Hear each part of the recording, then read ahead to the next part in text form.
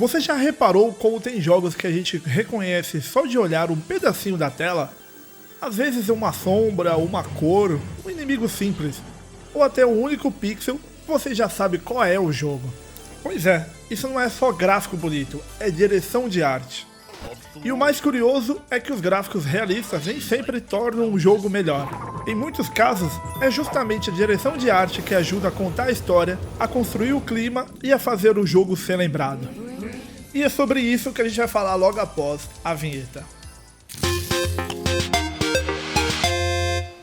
Fala galera, eu sou o Thiago, aqui do canal Daut Jogando. Por aqui vocês vão encontrar muitos assuntos sobre games e retro games. Hoje nesse Antes do Play o papo é sobre direção de arte nos games. Um tema que pra mim é tão mais importante quanto o gameplay e com certeza mais do que os tais gráficos.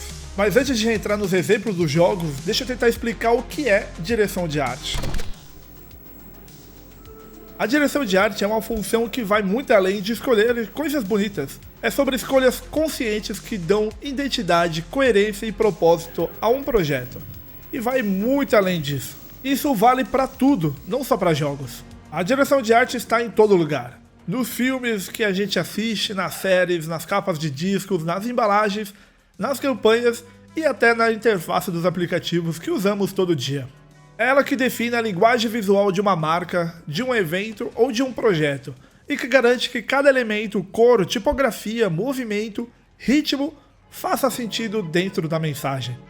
Eu falo com propriedade porque esse também é o meu trabalho. Eu já atuei em campanhas publicitárias, em construções de marca, em eventos e até a construção aqui do canal. Tudo que você vê por aqui, desde o logo até o estilo das animações e o ritmo da edição, faz parte de uma escolha racional, pensada para criar uma identidade. E nos games é a mesma coisa. Cada detalhe visual existe por um motivo. Então hoje a gente vai entender como essa função evoluiu nos games, quem foram os nomes que definiram esse papel e por que ela é tão importante para que um jogo se torne realmente inesquecível. Lá no comecinho dos videogames ninguém falava de direção de arte. O próprio desenvolvedor fazia tudo, programava, desenhava, animava e ainda cuidava dos sons. Era o caso do Tomohiro Nishikado, criador do Space Invaders. Em 1978 ele projetou os inimigos, as animações simples e até o fundo preto, que por limitações técnicas ganhou um adesivo nos arcades. Tudo para criar um visual que combinava com a tensão crescente do jogo. Mesmo com os pixels gigantes, aquilo era uma decisão de arte. Outro exemplo é Adventure, do Atari 2600, feito por Warren Robinett. Ali os dragões eram literalmente quadrados coloridos, mas, dentro das limitações, ele conseguiu transmitir a ideia de um mundo cheio de perigo e descobertas. Ou seja, sem perceber, esses criadores já estavam dirigindo arte, estavam usando o visual para contar algo. Galera, uma pausa rápida aqui no vídeo, porque eu percebi que durante a edição aqui que eu não pedi o seu like, a sua inscrição e seu compartilhamento com seus amigos aqui do vídeo, tanto aqui do Antes do Play quanto do Daut Jogando, que isso vai ajudar bastante. Então, ó, deixa o seu like, se inscreve no canal, joga nos comentários as suas dicas, sugestões dos próximos vídeos, o que você achou aqui do assunto todo, beleza? É muito importante isso, tanto aqui do Daut Jogando quanto do Antes do Play, beleza? E mais um pedido especial aqui rápido, que é de uma forma direta de você ajudar aqui o canal. Tem aqui o QR Code com o Pix para você ajudar de uma forma que você puder, que é um dinheiro que vai me ajudar. Fiquei meio relutante sempre de pedir esse tipo de coisa, que eu acho meio estranho e tal, mas eu acho que faz parte, até para eu conseguir apostar um pouco mais de tempo aqui, comprar equipamentos, para estar melhorando aqui toda essa entrega para vocês, beleza? Então tem essa forma direta e tem essa forma indireta, que é pelo link de afiliados da Amazon. Lá tem várias dicas de controles, de jogos, equipamentos que eu comprei. Aqui que eu tenho aqui no meu setup, se você comprar por lá, eu ganho uma porcentagem ali por conta da parceria, beleza? Então tem essa forma direta, essa forma indireta. Desculpa aqui, meio corrido no meio aqui do vídeo, mas vai ajudar bastante.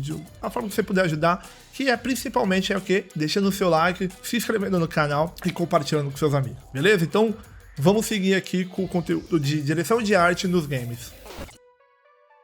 Com o tempo, o visual começou a definir franquias. Nos anos 80 e 90, nomes como Shigeru Miyamoto entenderam isso muito bem. O visual de Yoshi's Land e The Legend of Zelda é parte da personalidade do jogo. Você sabe que está em Hyrule só pela grama verde e pelo céu dourado. Em Yoshi's Land, a escolha pelo visual de ilustrações feita à mão foi para ir totalmente contra o mercado que já apostava em gráficos melhorados.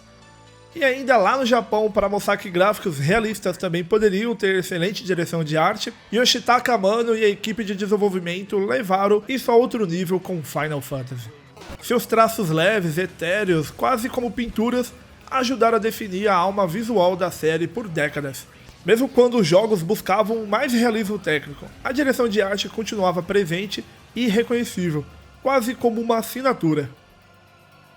E hoje em dia, mesmo com as diversas opções técnicas e níveis gráficos, a direção de arte continua sendo uma das funções mais importantes dentro de um estúdio.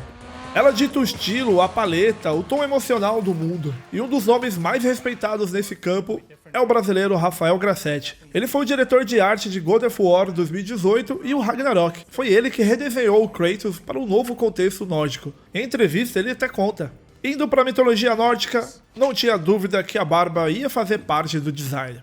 Ele explicou também que queria mostrar um Kratos mais velho, mais humano, mais contido. Alguém que carrega o peso do passado. E isso tá no olhar, nas roupas, nas cicatrizes, nas cores frias do cenário. No blog oficial do PlayStation, o Grassetti comentou que o clima gelado, o couro, o metal envelhecido, tudo isso ajudava a construir um novo mundo do jogo. A direção de arte não só deixou o jogo bonito, mas contou uma nova história sem precisar de uma fala sequer. E às vezes entender que é preciso mudar o estilo visual para encaixar uma nova perspectiva de gameplay pode salvar uma franquia.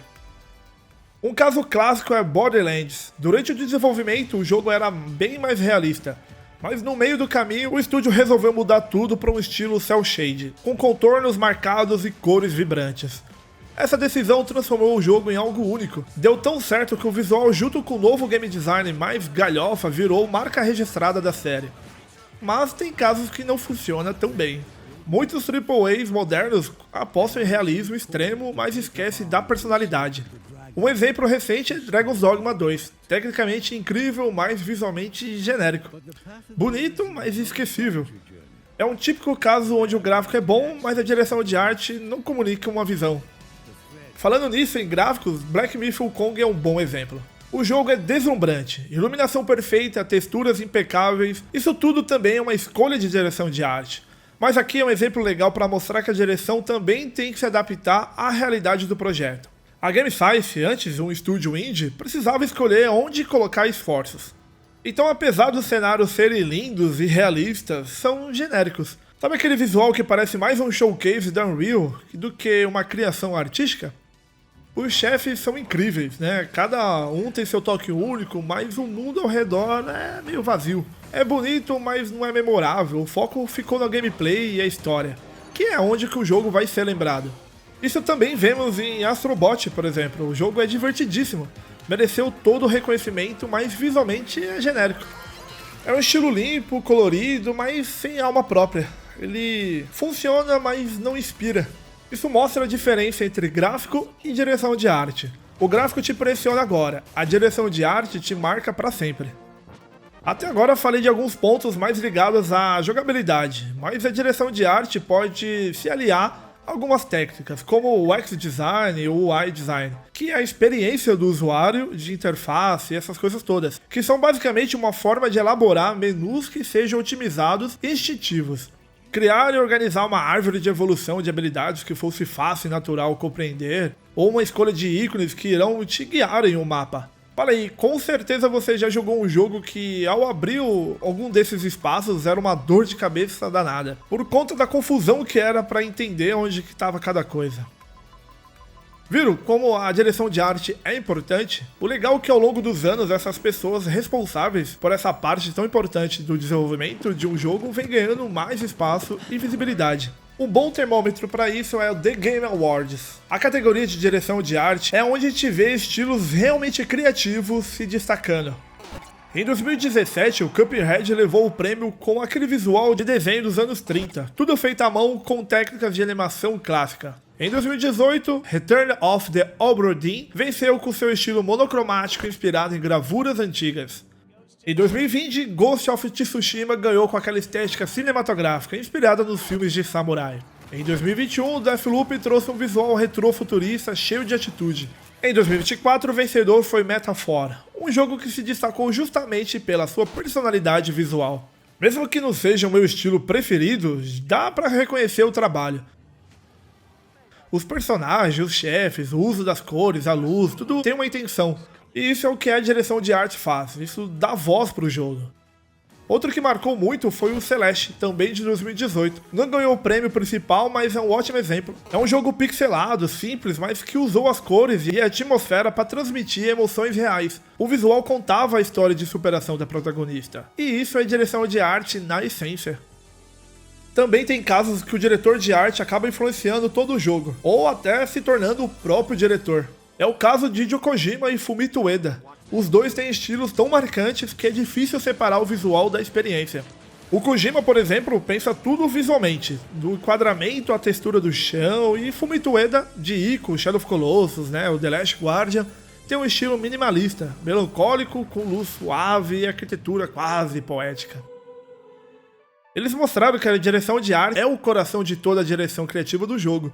Mas isso é o papo pro próximo episódio, porque a gente vai falar justamente de trilha sonora e direção geral, e como essas camadas se unem para criar uma experiência única.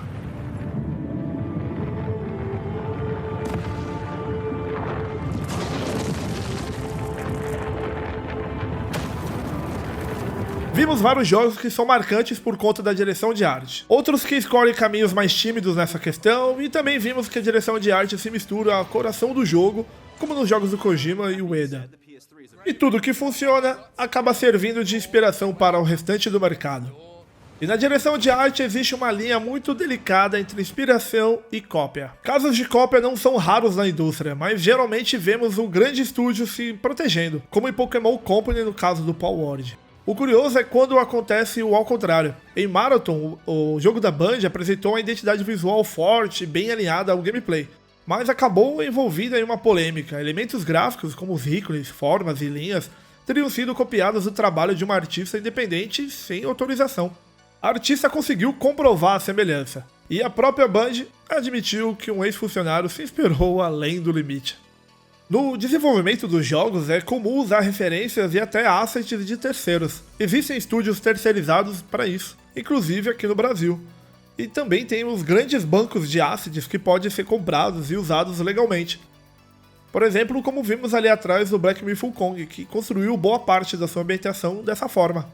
Usar referências para se inspirar e assets prontos é parte do desenvolvimento. O problema começa quando a inspiração vira apropriação sem crédito ou consentimento. E nem vamos entrar no papo da IA. Então é isso, direção de arte não é só deixar tudo bonito, é sobre propósito, é olhar para um personagem e entender o que ele viveu sem uma palavra, ou reconhecer um jogo só por uma cor, ou uma forma, ou um som. É o que faz Space Invaders, Okami, Shadow of Colossus e Cuphead continuarem sendo lembrados até hoje. Gráficos envelhecem, mas uma boa direção de arte é para sempre. E um que com certeza vai entrar para essa lista é o Outer of Worlds.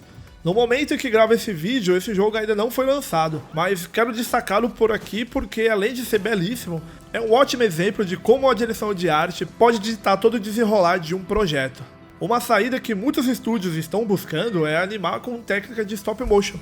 É uma forma de se destacar e colocar o trabalho manual e original à frente das ferramentas genéricas que hoje em dia temos em mãos. E o trabalhão que estão tendo para desenvolver Outer of Worlds está levando o projeto para outro nível, pois a direção de arte e a combinação de stop motion com as escolhas de cores, iluminação, as formas, o design de gameplay que vai ajudar a contar a história, somando para uma experiência possivelmente memorável. Então a próxima vez que forem jogar, espero que esse vídeo ajude de alguma forma a olharem o visual dos jogos para além do gráfico, porque eles podem estar querendo te contar algo a mais.